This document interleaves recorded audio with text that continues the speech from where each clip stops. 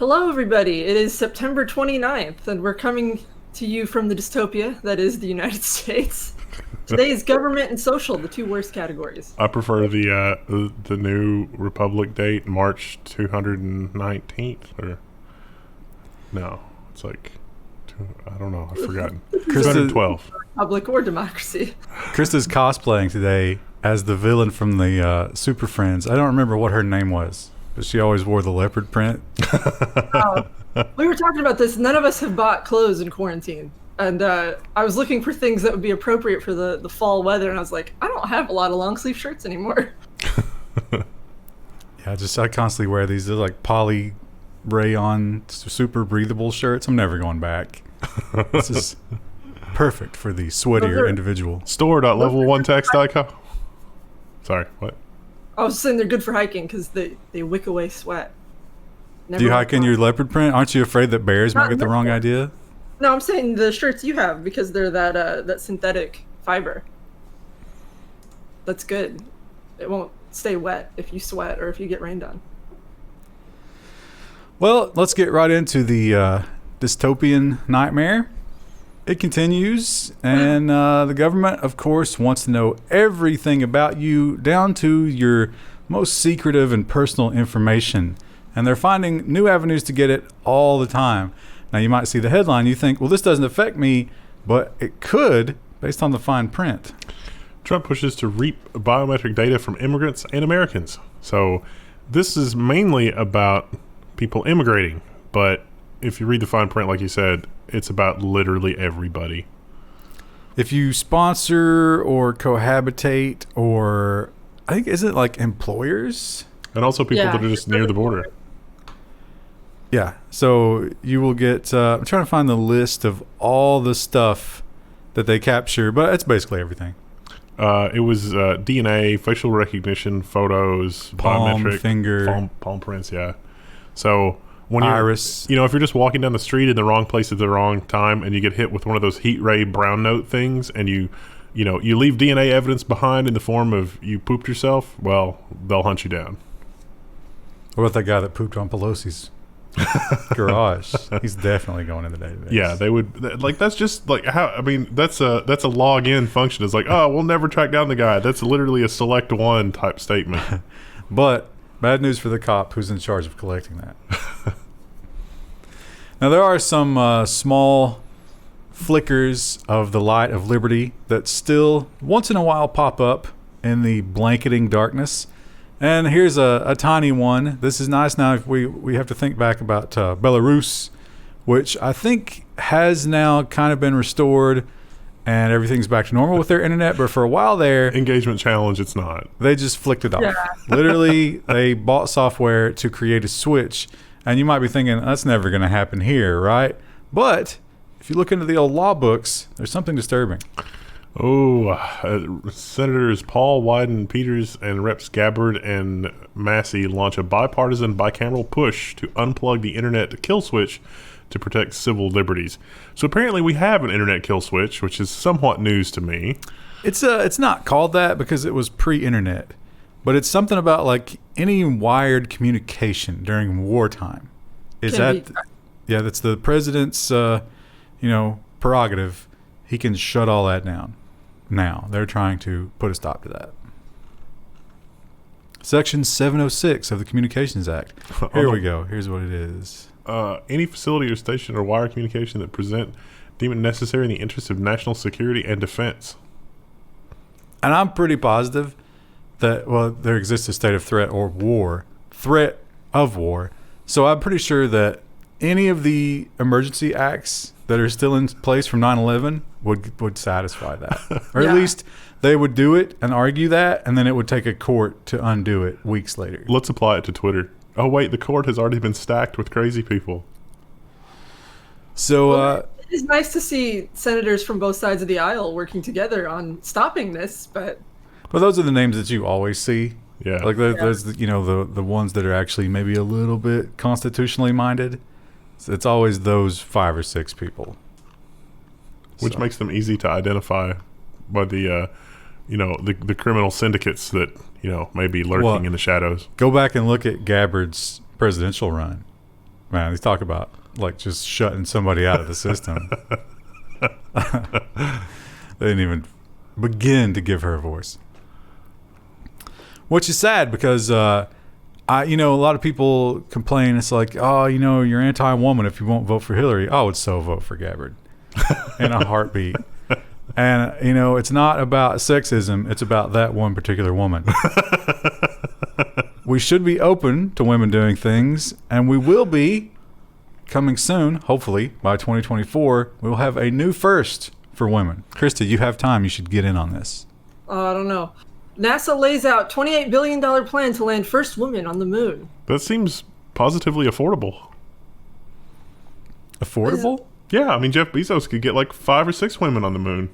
They're calling it the Artemis mission. See what they did there. Yeah. He should spend $28 billion to get a woman on the moon, and then they should build a pyramid or something to him on the moon so that civilization in 5,000 or 6,000 years can wonder, why did they build pyramids on the moon? What is After there? the fall, Are they trying to get research about women, like how women's bodies react to being on the moon and like being in space, or like? No, I think that's just PR. They did say that the woman will have to be an experienced pilot. She will have to be a veteran of NASA, and she will have to spend a minimum amount of time on the space station to be considered. And I think there's only like 8 or 9 women astronauts right now, and 4 of them are new. But by 2024, maybe they could put in their time. Oh, yeah. Give them a brass ring to reach for. I hope they get lots of like data about how their bodies react to it. Well, we've had women in the space station. Yeah. But more is always better. We'll see. And a lot of people, you talk about the dark things that they're doing in government and the things that they're hiding from us. And a lot of people have this idea. It's like, look, you can't keep a big secret like that. It's a big, sprawling organization. You just can't keep secrets. It's not realistic. Somebody's going to leak it. It just doesn't work. And yet... The Air Force secretly designed, built, and flew a brand new fighter jet. And it all happened in just 1 year. And that's mind-blowing. Although, like, line 5 or 6 of this article is we don't know anything about it other than it exists. So all these pictures are just random. Yeah, they put all these pictures. It's like, oh, is that it? No, I think that's the F-22. That's definitely an F-22. No, this might be it. That's an artist rendition. Lockheed Martin concept. Yeah. We don't know if they actually went with this. We don't even know the contractor. Like, which contractor did this. I'm sure the Chinese probably know. These are the Chinese jets. And this is the Russian like that jet. There's like an article heading that's just like more badass planes. Yeah. But it is crazy because the F-35, it was the 35, right? Took like, 20 years, and they screwed it up so many times. And all of a sudden they did this one in a year. I don't know if it was this article or another article I read about this, but one of them said that while it will, I guess, work with a human pilot, it's designed for pilotless missions as well. So it's designed for just impossible G-forces and can move around like crazy. Maneuverability. Great. Take the human element out of war. That's what we need. Speaking of war, the big election looms. We're so close now. You can't just vote. That doesn't work. You have to be registered to vote. It's only about a month. Now, if you're not registered to vote, they, you've already missed it, but they do commit an entire day. It's like, all right, this is the national day. Everybody get the word out. Get out there and get yourself registered. Because if you haven't done it by now, the window is rapidly closing. And so everybody's ready. Yeah, let's get those voter registrations in today. Except Louisiana. They weren't into it. Louisiana's voter registration portal has mysteriously shut down, but on National Voter Registration Day. That seems weird. Now, the excuse they gave was scheduled maintenance. Scheduled. So you scheduled it on registration day. I guess. Listen, we're going to get a lot of traffic on registration day. The web server can't handle it. Let's just turn it off, and then they'll come back. So they're having a bit of a tiff, like almost every place in the country is, about mail-in votes and voter disenfranchisement. It seems like the right universally wants fewer voters, because it makes sense because their base is older. They've already registered. They've probably already voted. They're on the ball. The left, it's all the street people and ne'er-do-wells and the people with no agenda, it's hard to get them out there. So the more you push, part-time jobs that don't allow them to take time off to go vote. The more you push, the more of those you're going to get. So it's total partisan brinksmanship here. Still disgusting. Why isn't Election Day a federal holiday? Why? Because then the people might express their will. Over in California, well, speaking of leftist ne'er-do-wells, California, it's packed with them. They run the place, and they come up with crazy laws before anybody else does. So they are at the vanguard of destroying the oil industry, and this is their latest strike. It's a big one. California to ban new gas and diesel vehicle sales by 2035. Long-haul trucks and other type vehicles like that are set to sunset just 10 years after that.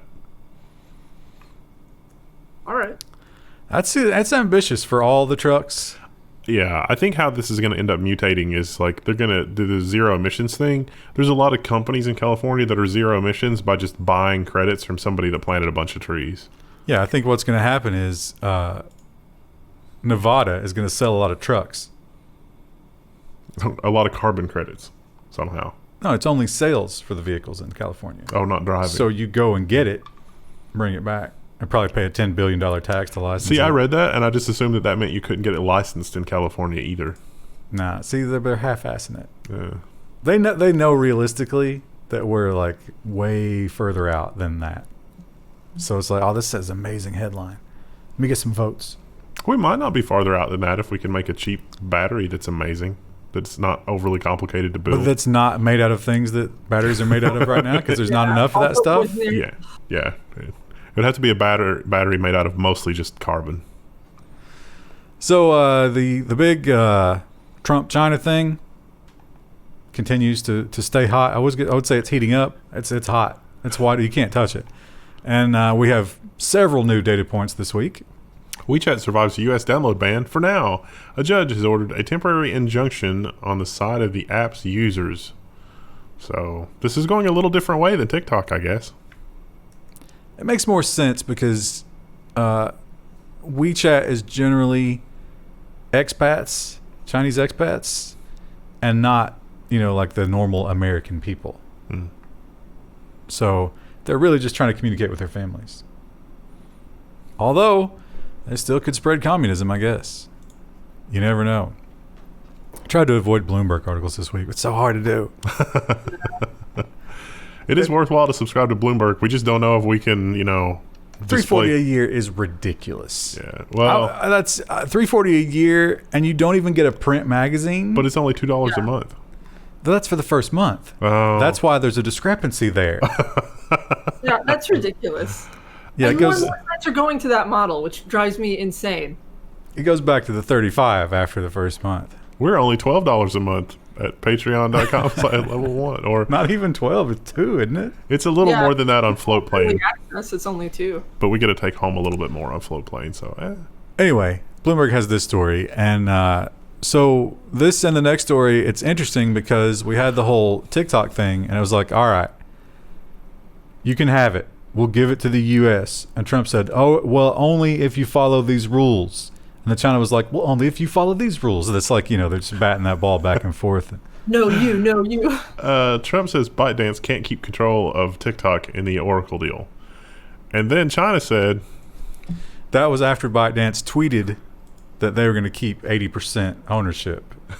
And then he said that, and then... China says it won't approve the TikTok sale, cause it extortion. So... There's something larger here that I hadn't considered, which is ByteDance was saying, look, no, we're just a Chinese company. The Chinese government does not have a lot of say-so in this. We can do what we want. And then China says, oh, no, you can't. And it's like, ooh, maybe there's something to this after all. Well, I think to the Communist Party, that's kind of like Taiwan calling themselves a country. Yeah. They can't. They can't accept it. That insult is too great, no matter what the cost. They must dispute it. And... we have long had threats that, because we have the anti-China list, of course, Huawei is the big one, and now TikTok's on the list. There's several others. And China has, for a long time, has been saying, you know what, we got a list too. And we're always like, well, who's on the list? And they're like, oh, you don't even need to know that. Chinese leaders are split over releasing the blacklist of U.S. companies. Some in Beijing are hesitant to issue the list of American firms to target, arguing publications should wait until after the election. So the Wall Street Journal supposes that Intel and Qualcomm are on that list, along with some other companies. They have a list, but we've read our limit. But yeah, Cisco is definitely number one. Everybody's pretty sure Cisco. Yeah. Hey, in other news, the Windows XP source code leaked this week, and there's some fun comments in there to do with the NSA. And so it's like, that's related to Cisco, because it's like, do we trust Cisco? And I think the answer is no. Well, we know that governments spy, and we know that China is one of the more prolific governments in that regard, but sometimes we get a little peek at the actual scope of that spying, and boy, is it amazing. China's hybrid war, Beijing's mass surveillance of Australia, and a world for secrets and scandal. So there's a lot to unpack in this article, but the best summary is like the next to the last line, which is this makes Cambridge Analytica look like nothing, and they've compiled all of the data, not just from social media, but also from credit card companies, your banking information, if that was leaked, and your criminal record. Natalie Imbruglia, I did not know she was Australian. And Mike Cannon-Brooks, no idea. No idea who that is. Looks like one of those Silicon Valley hipsters. Several important military generals, both recent prime ministers. This guy, don't know.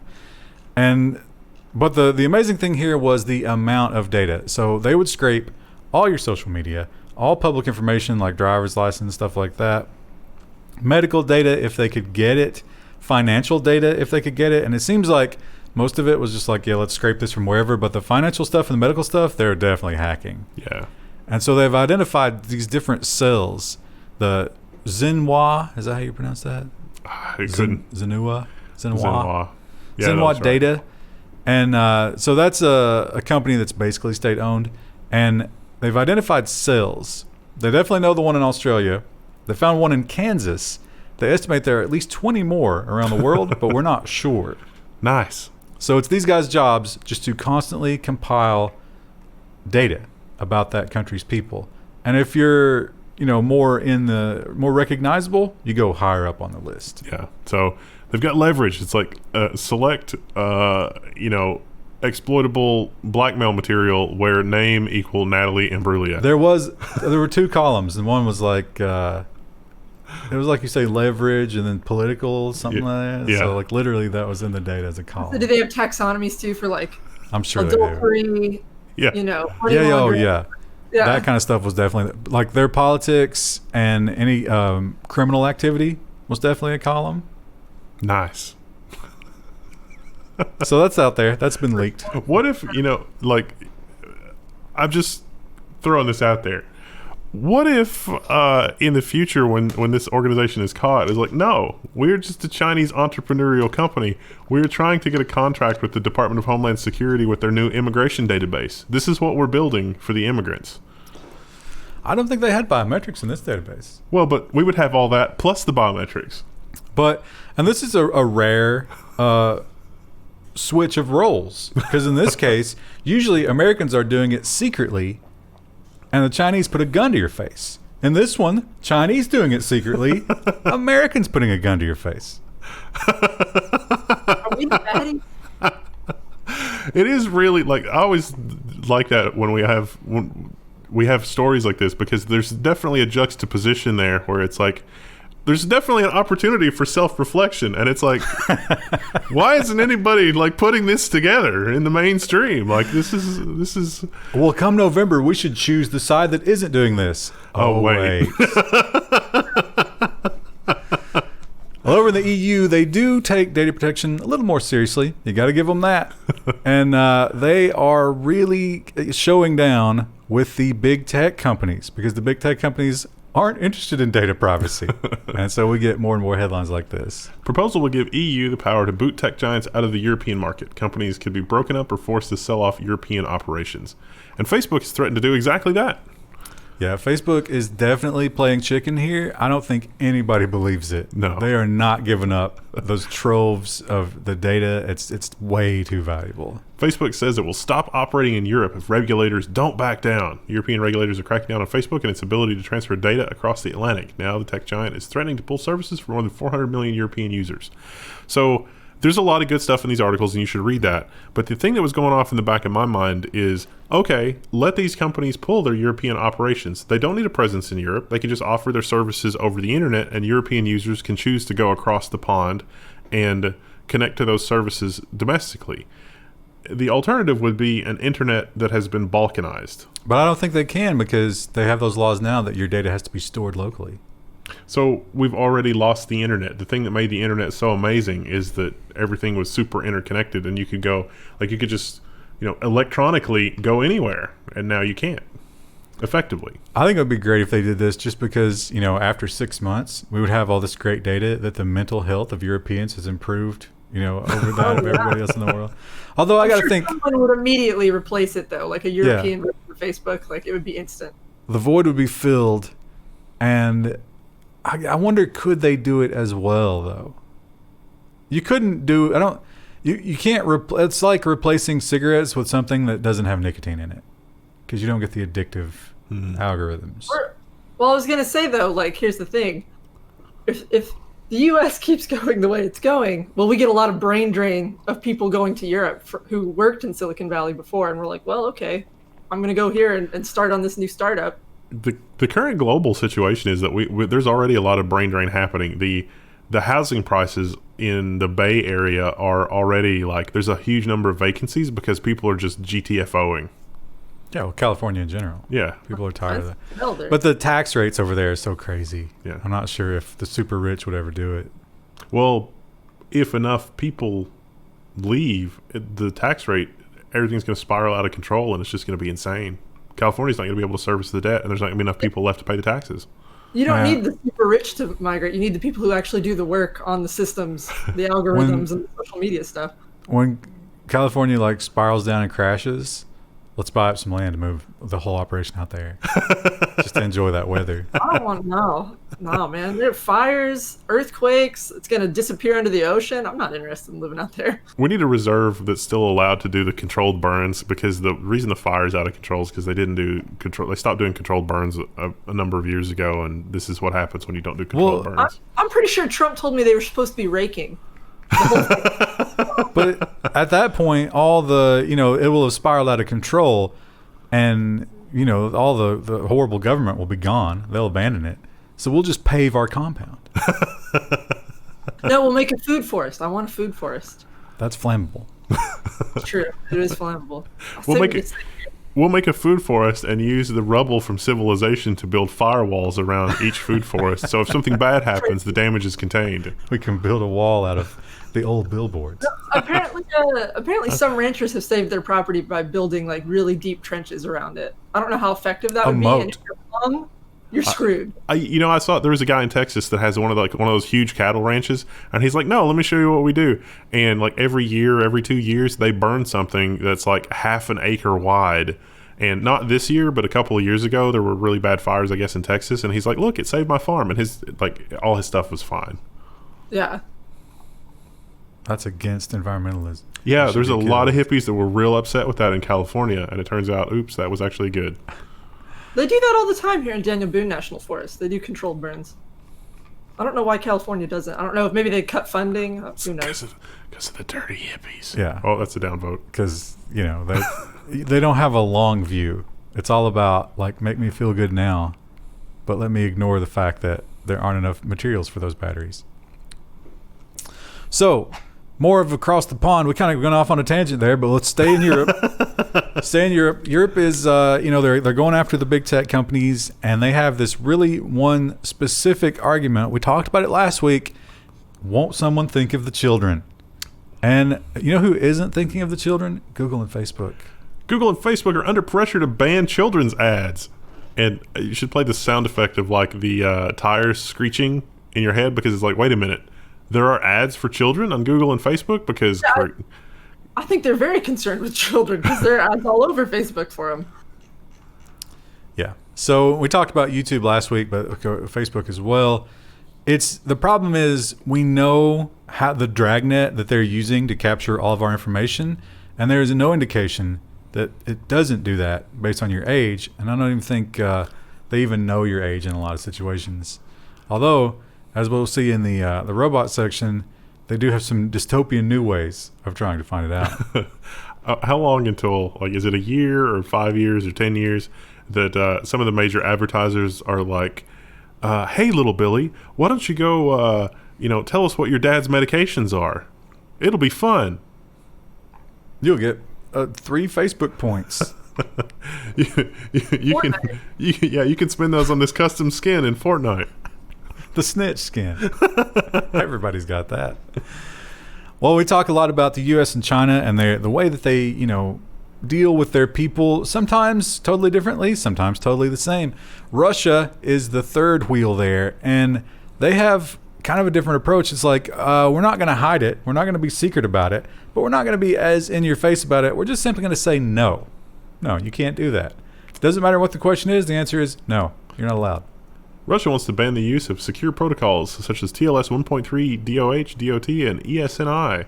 Amendment to the IT law would make it illegal to use encryption protocols that fully hide the traffic's destination. So, if they want to do some packet inspection, these technologies will help prevent that, and they won't leak your the DNS that you're looking up, the domain name, even if you're encrypting, because that's a problem right now.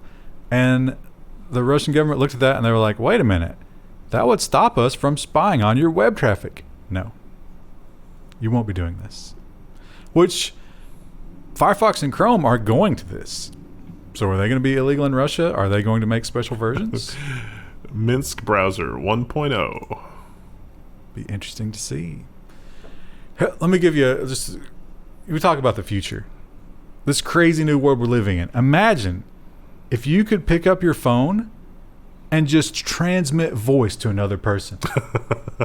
Unheard of. It's amazing. It took us a long time, but finally we're there. Twitter to start testing voice DMs. This is voicemail. Yes. This is voicemail. But why? I don't get it. I'm not a big Twitter user. You are. Yeah. When you're going to start getting No. voice DMs. I have to use the phone a lot more. Most of the time now when I use the phone, it feels involuntary. And that's just unsettling. There's something psychologically wrong with that. When I get one of those, like I get a call and I don't recognize the number, boom, report spam. I don't care who it is. You shouldn't be calling me. Especially if it's an 800 number. Yeah. Yeah, just if you have my email address, your phone calls are spam. That's it. That's the rule. Now, we talk a lot about racial bias when it comes to algorithms, and there seems to be something to it. I think people overreact to it a little bit, but it definitely seems like the image recognition, not great with the darker skin. And the latest victim is Twitter. Apparent racial bias found in Twitter photo algorithm. So this guy took up like oddly sized pictures because Twitter wants to resize and crop them, and is like of a white dude and a black dude, and he changed where the white dude and the black dude were in the picture, but Twitter always chose the white dude, and it even did it with cartoons. Now somebody else later started just using not even people, and they were able to show that it's just contrast based. Strictly speaking, this algorithm looks for the areas of highest contrast, which is also going to be biased against people that have darker skin on darker backgrounds. I think it's probably the data sets that we should blame here, right? Yeah. There needs to be more data with black people in it. But this data set shows that this area of the photo where there's a black person is uninteresting. But the percentage of the population is such that your data sets would naturally be way biased to lighter colored skin. Yeah. Now, I don't know about Hispanic. Where does it land on Hispanic? Because isn't Hispanic set to be the majority soon? Well, yeah. The algorithm, though... Sorry, Krista, go ahead. Oh, no. I was going to say, just think of all the customers you're missing out on, though. Well, that is exactly what they think, yeah. Yeah. Well, it could also be that the algorithm here is not sophisticated enough to even be considering like people or not people. Although they did another test where the person was smiling or not smiling, and that did actually seem to make a difference.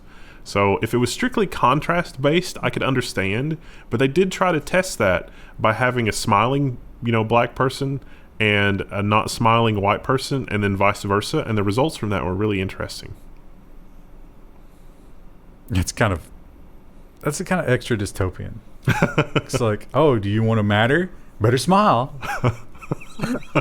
Show us them pearly whites. The algorithm has detected that you are unhappy on the inside. 50 demerits. Why don't you smile? Oh. So, we talked about the YouTube age restriction thing, and the thing about it is, a lot of times we'll be on the old Twitch stream, we'll be talking about something age related, and somebody's like, well, I'm only 16 and I think this, and it's like, you clicked the 18 button. You lied. And children will lie to see content that they want to see. There's no surprise there. I mean, that's been going on since the beginning of age restrictions. And so the question is, how do you get around it? Well, Google has a terrifying new tool. YouTube will use tech updates to better enforce age restrictions, and it starts to get sort of dystopian from there. I wonder, are we going to get to a point in the future? Because I'm of two minds about this. Because on the one hand, Google should not be making money by exploiting the fact that children watch their videos. But on the other hand, I'm thinking about like a farther in the future where, you go to the library and you go to get a book, and the book is like, oh, you're not 18. I'm sorry. You can't read To Kill a Mockingbird. Well, they already do that in the school libraries. So they're going to start trolling through all the content on the site and using AI and machine learning to figure out whether or not that's child friendly. I'm not sure exactly how that works. Seems like there'll be a lot of false positives. All of this seems like wasted effort of humanity in the context of like To Kill a Mockingbird thing. Because it's like, wouldn't it be better if you as a parent had tools to just monitor your kid? No, it's out. I've stopped doing that decades ago. This is the worst one if you live in the EU, though, because you might have to start actually like showing your verification card to Google to get access. It will request some users in Europe verify their age with a valid ID or credit card. This is the thing that literally failed. Now, I'll give you a pro tip, children. They're saying that they're going to fix this, but so far, if you search for the video title on DuckDuckGo and go to the video tab, the privacy player in DuckDuckGo will play age-restricted videos. It won't ask you. You don't have to be logged in. And you're robbing Google of that search data as well. You can 2 strikes against the monster. Krista, what were you going to say? No, I was just agreeing. Like, the credit card thing was... What do you think about this stock photo animation, Krista? I love it. It's wacky. It's zany. It makes me feel better about the content of the article. I just, when there's affordable AI and everything, which will probably happen about the time that I die, it's like you open up the book and it's like, I'm sorry, you can't read this. Would you like to read something else? Perhaps the Berenstain Bears. It's like, no, I want to read this book. Why won't you let me read, AI? We've determined the Hobbit is too violent at the end during the Battle of Five Armies. You can't read it. What about the Bible? Oh, yeah, the Bible is pretty violent, especially Old Testament. Real rough. So, one, maybe, if you're worried about the AI apocalypse like you're describing, maybe one little glimmer of hope here is that it's wrong a lot of the time, and a lot of time it's so wrong that they just kind of give up because it's not good enough yet. And Google, they're good at AI, but they just can't get it right. Google brings back humans to take over moderating YouTube content from AI. This X doubt. I think they'll probably have more humans doing moderation, but it's going to be on top of AI, and these are probably going to be untrained humans. Well, last story just announced they're doing the age verification thing with AI. So the different AI. Yeah, it's ridiculous. Here's a thought.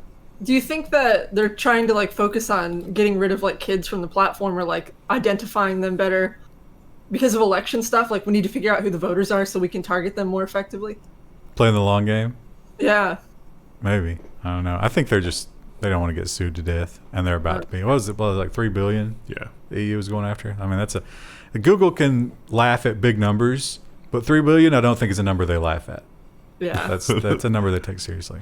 I don't know if they'll take it seriously. They're wincing a little bit, but they smack at where the bite happened on their shin. I hate the Financial Times paywall because they have non-friendly URLs, but this is the title. And we've heard a lot of this before, but this article just kind of like summed it all up and all the various ways that Facebook is going to try to control the narrative in a month. Facebook vows to restrict users if U.S. election descends into chaos.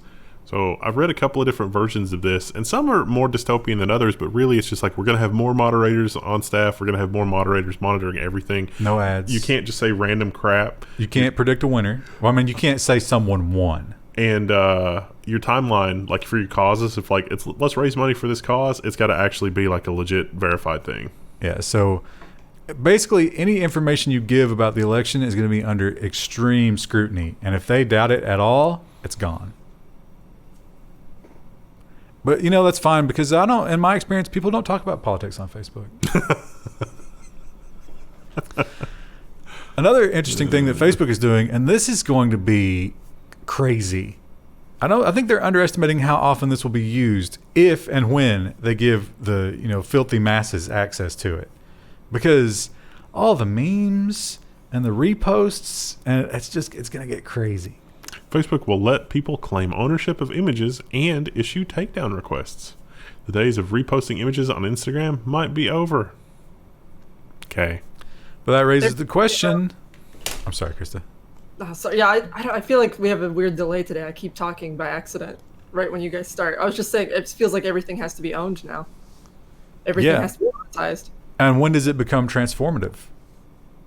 No. If you Photoshop it? Plebs can't transform work. That's literally beyond their capabilities. So here's a preview of their dashboard. It's not as simple as like, I own this.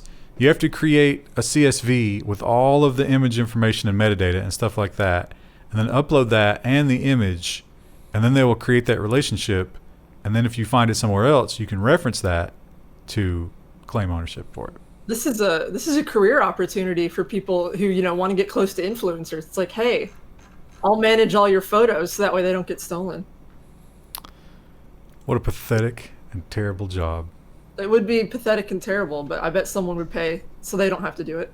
I found a video of me doing a motherboard review on some really obscure site, and it was dubbed in like Japanese or some Asian language very badly. It was like the 160p version of the video. How do you know it was badly? Because it was, I guess I don't. It just sounded really... It didn't sound good. It sounded really gravelly. They were just, the whole time they weren't talking about a motherboard, they were talking about Death to America. Maybe. I mean, the video quality wasn't great either because it was 160p. It was really just some pixels moving around on the screen. Yeah, it was like, wait, that's me. We talk a lot about troll farms, and you got the Russian troll farms, you got the Chinese troll farms, and they're always, more and more, I think we're finding ways to combat them and shut them down. And so, when faced with that, what do? You go domestic. Pro-Trump youth group enlists teens in secretive campaign likened to a troll farm, prompting a rebuke from Facebook and Twitter. So, yeah, you're just going to have to read this article because this seems insane. It literally seems like a troll group, like what Russia would do, where people are just spouting random nonsense. But it was kids that were paid by But it wasn't random. No. They clearly had a list of things to post. Yeah. But they were doing it wasn't just like blindly. Like sometimes we'll get somebody that'll come into our YouTube comments and they'll post a timestamp that's just a meaningless part in it. And they're like, oh, and then their propaganda or their ad comes out. It's like, oh, that's clever.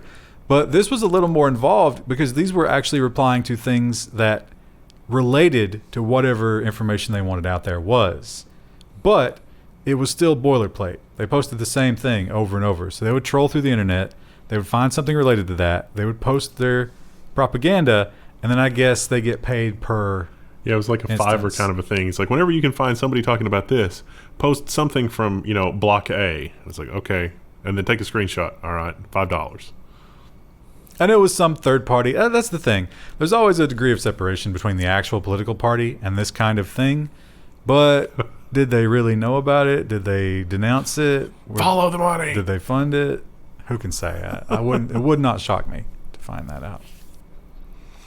It's not unlike the the auto worker or no, automakers videos that we were seeing, where it's like, if you have the right to repair your car, someone will stalk you and hunt you down from the recordings that your car makes. It's like, what? My car's making recordings. Actually, what? I think it's way more believable than that. The trolls do a much better job than that nonsense. Thailand.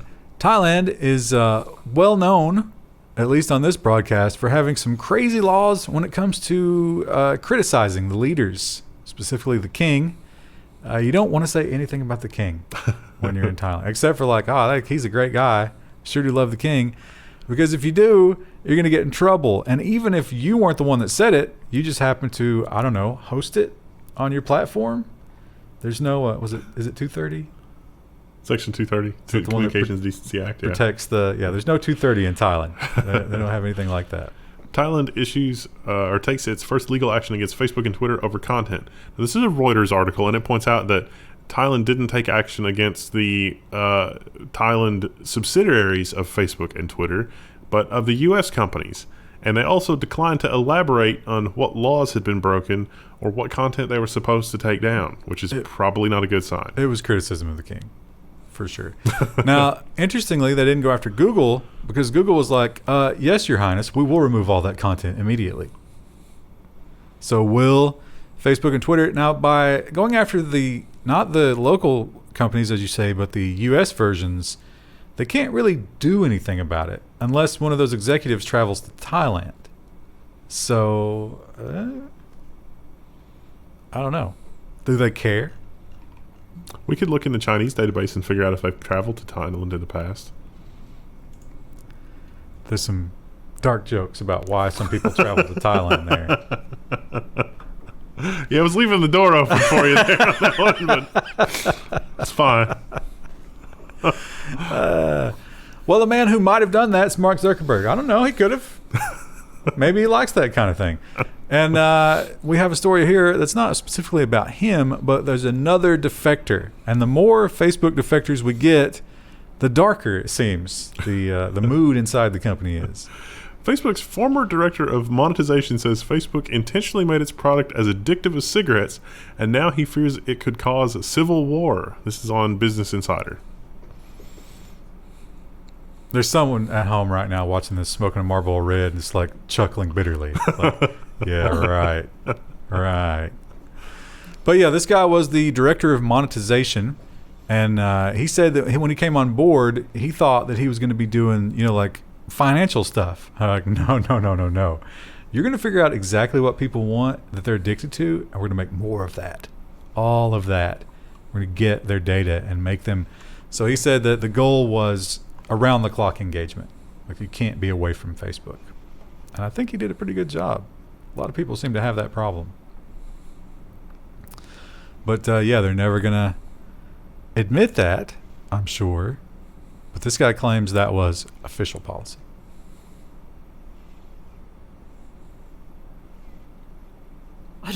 All I can do is just feel sad. Well, listen, at least you're free to go to Thailand. Zuckerberg's not. That's something you have that he doesn't. That's the only thing that you have that he doesn't. I mean, I take that back.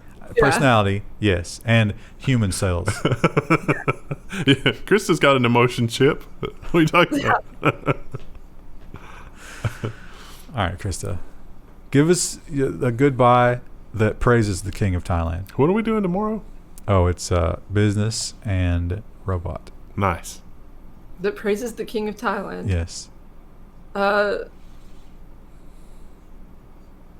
I'm drawing a blank. Will you destroy the Super Friends? Finally, this time. What? What was the question? The Super Friends. Will you destroy them? No. The chat's going to get the reference. The old people in chat are going to get the reference. Okay. Is that a cartoon? Is that what you're referencing right now? Yes, I'm wearing it is, that. Krista. It's a cartoon that shaped our lives. And there was a villainess, who wore the leopard print like you're wearing right now. I think she grew to an incredible size. I think that was her power. I can't get that power. Yeah, well, you don't try hard enough. All right. See you tomorrow. Bye.